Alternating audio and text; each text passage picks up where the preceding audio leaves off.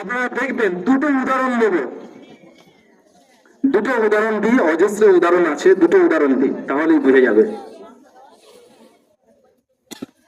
আব্দুল কাদের জিলানী রহমতুল্লাহ এর নাম শুনেছেন?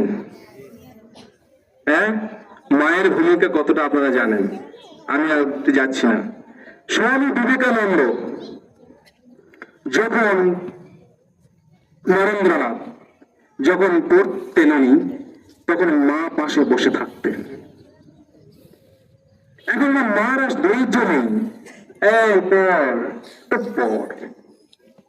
পড়বে না, সময় দিতে হবে, আপনাকে বসে থাকতে হবে, রাত জাগতে হবে।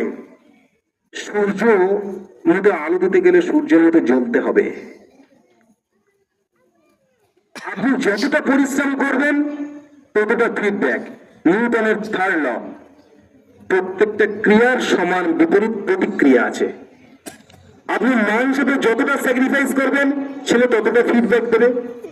আপনার মা হিসেবে স্যাক্রিফাইস নেই, আপনার কোনো ফিডব্যাক নেই, সন্তানের কোনো ফিডব্যাক নেই। সুতরাং আপনাকে আগে তৈরি হতে হবে। আজকের ডিসাইড করুন কি করবেন না করবেন। একজন বালকের নাম বলি, লেখাপড়া ছেলেটা অনেকটা দুর্বল, অনেক অনেক দুর্বল সন্তানটি।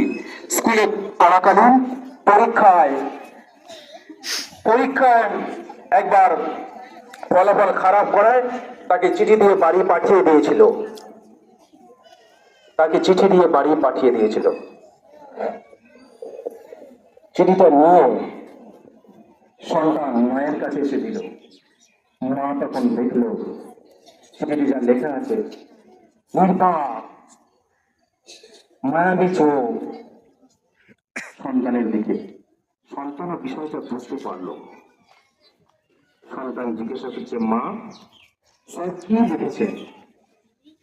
মা বলছেন, বাবা মাস্টারমশাই লিখেছেন,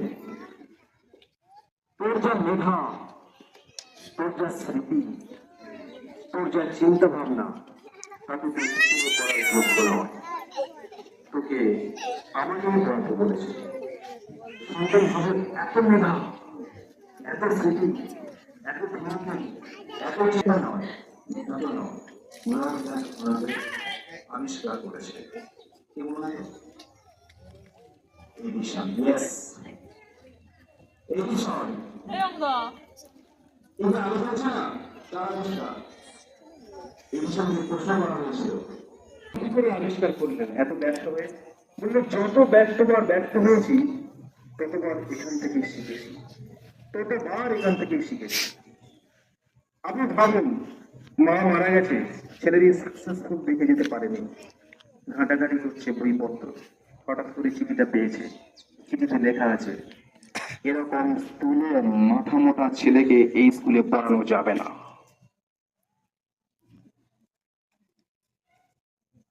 Imagine, how that was the role being an idle man, idle mother. কি ছিল তার? মায়ের অনুপ্রেরণা, মায়ের ছোঁয়ায়, মায়ের পড়াশোনার টেকনিকে, মায়ের আদর্শে এডিশন বড় হলেন, বৈজ্ঞানিক হলেন, বিশ্বে নাম স্বর্ণাক্ষরে লিখে গেলেন। পৃথিবী যতদিন বেঁচে থাকবে এডিশনের নাম ততদিন মনে থাকবে। মাথা মোটা স্থূল বুদ্ধি সম্পন্ন একটা সন্তান, বিশ্বের সেরা বৈজ্ঞানিক। বলতে হবে সালটা 1963, বয়স তখন 8 বছর। পরীক্ষার ফলাফল বেরিয়েছে ম্যাথে। ম্যাথ রেজাল্ট, মা শিক্ষিকা, রেজাল্টটা নিয়ে এসেছে, নিয়ে এসে মাকে দেখাচ্ছে, বলছে, কিরে আজকে তো স্কুলে রেজাল্ট বেরিয়েছিল, কত নম্বর পেলি? বলে, আমি 0 পেয়েছি। মা বলছে, তো 0 পেয়েছি? বললো, হ্যাঁ 0 পেয়েছি। স্কুলে আর কেউ পাইনি তো? বললো, না আমি একা পেয়েছি, আমি একাই 0 পেয়েছি। বললো, ঠিক আছে, তাহলে তুই এক কাজ কর, তুই 0 থেকেই শুরু কর, 3 থেকে কত টাকা বলবি, 0 থেকে শুরু করবি। 1, প্রথম বই পড়বি, প্রচুর গল্পের বই, ক্লাসের বই ছাড়াও একটা জগৎ থাকে। রবীন্দ্রনাথ ঠাকুর কিন্তু স্কুলে বেশি পড়াশোনা করেন।